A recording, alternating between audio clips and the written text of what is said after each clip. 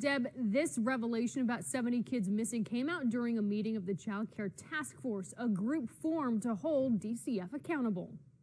Janet Slankard fostered 21 teenagers in her Wichita home for over 10 years. Hearing foster kids are missing doesn't surprise her. We actually did have a lot of kids that run. She says it's not unordinary for foster kids to run away. I think a lot of times they just were very frustrated with their own situation, and it isn't that they're necessarily unhappy in the foster home. At a Tuesday meeting of the Child Care Task Force in Topeka, the head of DCF, Phyllis Gilmore, acknowledges she did not know 3 girls were missing from Tonganoxie. After questioning the 2 foster care contractors for the state, they admitted 70 children were missing in total. That is very disturbing. I'm actually appalled by hearing that, but it doesn't surprise me at all. State Senator Olathe Faust-Godot says the practice of using contractors makes accountability harder. Now, that's part of the problem. If there's no accountability. One example is a former contractor known as TFI Family Services. It lost its contract with the state after a child in its care was beaten and killed by his father. TFI quietly settled its case with the family, but instead of closing, TFI Family Services is allowed under the law to keep operating. It is currently a subcontractor. Slankard had a good working relationship with her agency, but understands the bureaucracy. There's so many different levels. I'm not surprised there's some breakdown in communication. Slankard says some kids did not handle foster care well. Having someone care for them made them want to run. Especially when you really care about them and you show that, they're uncomfortable with that. There are 2 groups contracted by the state to handle foster care. I reached out to St. Francis Community Services, which handles foster care in Wichita. They tell me at any given time of the more than 3,200 children they handle, there are 30 to 35 children on the run. More than 90% of them are teenagers. The rest, they tell me, in most cases, are on the run with a biological parent. Live in the studio, Gloria Van Rees, Cake News. The death of a 3-year-old Evan Brewer shocked the community. It's also raising questions about the rights of fathers. Cake's Gloria Van Rees tells us about a father's rights group that wants to make sure both parents are given the right to protect their children. Gloria. Jim, the family court case involving 3-year-old Evan Brewer has gained attention for the court's inability to protect Evan from abuse. One group Cake News spoke with says the family courts in Kansas do not have a child's best interest at heart. In the days after Evan Brewer's death, many in the community were outraged over the boy's death after his father, Carlo, fought for his son in court. John Thompson with the Kansas Fathers' Rights Movement says he's not surprised. If I could do anything to take that pain away from that family, I would. The Kansas Fathers' Rights Movement isn't just for fathers. The group gets calls from parents and families in similar situations. I'm not surprised. It's horrible. It bothers me so much.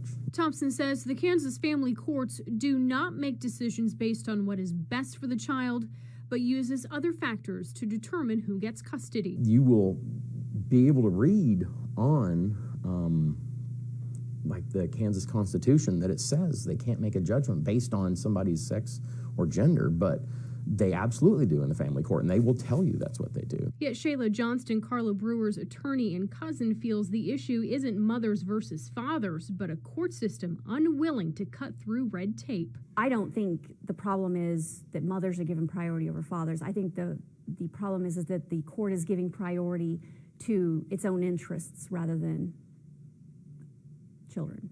Cake News obtained court documents that illustrate a court system that prevented Brewer from being able to see his child. Evan's life could have been saved if my cousin could have acted as a dad. Thompson hears stories like this from fathers, mothers, and grandparents regularly. People are like, holy crap, how did this happen? And then you hear that the dad was fighting. You hear that the lawyer told the judge, like, if we don't do something now, this kid is going to end up murdered or dead. And here we are. Thompson says if you are in a similar situation, first and foremost, keep paying your child support. If you would like more information on the Kansas Fathers' Rights Movement, you can find a link to their Facebook page on Cake.com with this story. Reporting live in the studio, Gloria Van Rees, Cake News. In a Cake News exclusive, Ron Estes got a special phone call from the President of the United States, and Cake's Gloria Van Rees was the only reporter there when it happened. Hi, Mr. President. How are you? Cake News was the only media outlet in the room when President Trump called to congratulate Ron Estes on his victory in the Kansas 4th Congressional District special election. With nationwide attention on the race, Estes thanked the president for his help. Your telephone call helped. A lot of people said they really appreciated getting a call from you. Your tweet actually started a lot of excitement as well today. Estes tells Cake News he believes in a strong military, but says that checks and balances are important. You know, I think the president made a good, measured response for the gas attack that was conducted in Syria. I think if the next steps, though, if we get more engaged, then obviously we need to bring Congress into that discussion. He beat Democrat James Thompson, but knows now he must deliver. I think what we saw in November when the president was elected was that people across the country, and not just Kansas, wanted things to change. And Estes made it clear to President Trump he is ready to work. I'm looking forward to getting up there and working with you. According to the Sedgwick County District Attorney, it was Corbin Breitenbach who broke into an apartment in West Wichita and attacked a 7-year-old little girl. The woman the girl was staying with, who was not her mother, testified to waking up to the girl crying and realized something was terribly wrong. Then I look and I see that my balcony door is open and there's a puddle of blood on it. The little girl was examined in a room for sexual assault victims by Dana Loganville, a sexual assault nurse examiner. Loganville testified the only time she has seen strangulation injuries worse than the girl's was on the body of someone who had died of it. This level of injury is something that we just do not see very often in our program whatsoever. Another witness, a former SANE nurse, testified she took a DNA sample from Breitenbach when he was a suspect in a sexual assault back in 2012 to establish his DNA in the system. It is this DNA sample that the Wichita Police Department compared evidence with to get Breitenbach's name. The girl then picked him out of a lineup. She pointed at it, her eyes got big, and she said, "That's him." Based on the testimony today, the judge ruled that there is enough evidence for Breitenbach to go to trial. Bennett says he is ready. You need to stay focused in cases like this. You've got a child witness. You need to stay focused.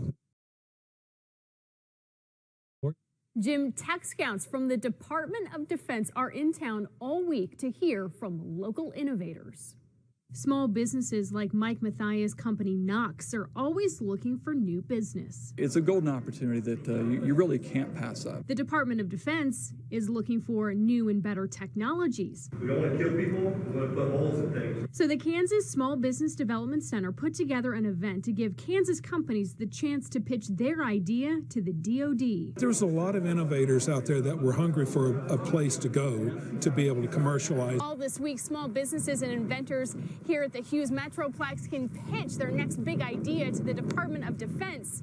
And if they take it on, it could put the small business on the map.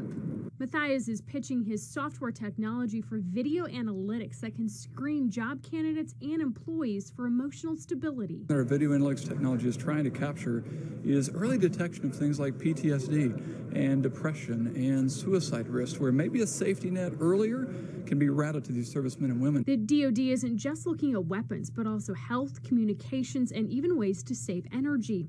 One successful example from a small business is injectable sponges for bullet wounds similar to these, which have been credited with saving lives on the battlefield. Matthias is a little nervous, but looking forward to pitching his big idea. Are you really excited about doing this? Without question. Does it show? Now, the pitches this week are closed to the public, but evening networking events are free and open to the public. And if you maybe want to get some questions answered about maybe pitching next year, you can check out the schedule with this story at cake.com. Reporting live in the studio, Gloria Van Rees, Cake News.